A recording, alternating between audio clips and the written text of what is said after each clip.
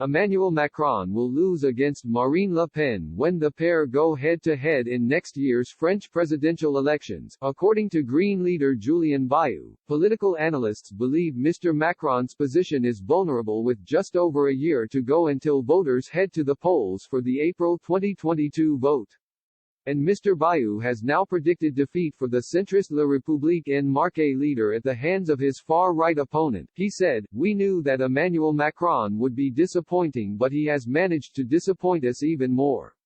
With him, the gap with Marine Le Pen was considerably reduced. "We are at 48% against 52% on average. If that is not a warning sign. By continuing this unequal policy, because this is also one of the fuels of Le Pen's Rally National, there may be a shift. It would be enough for the majority to put the pension reform back on the table for Marine Le Pen to become a favorite again in the presidential election. Today there are only two forces that can win against her, the right and the environmentalists.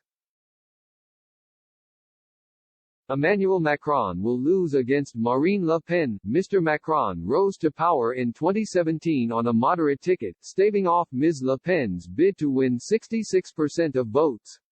But 4 years on, the embattled president is failing to convince many French men and women that he remains the right man for the job. Mr. Macron's performance throughout the coronavirus pandemic has failed to convince French citizens he can manage the country in a crisis.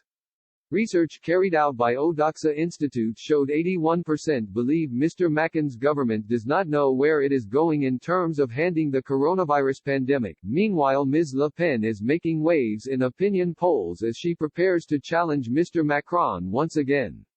A poll by Politico showed how Ms. Le Pen has made steady gains on her opponent's 6 months.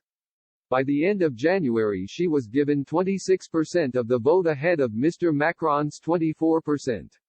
The research illustrated how the far-right leader overtook the president in opinion polls last September. Mr. Macron's handling of the pandemic has largely contributed to widespread skepticism of his authority. There is growing impatience from businesses forced to close, and from right-wing politicians, for the president to ease the restrictions. France reported 22,857 new confirmed COVID-19 cases today, sharply up from 4,703 yesterday and up from 19,952 on Sunday, as Mr. Macron considers further measures to limit the pandemic.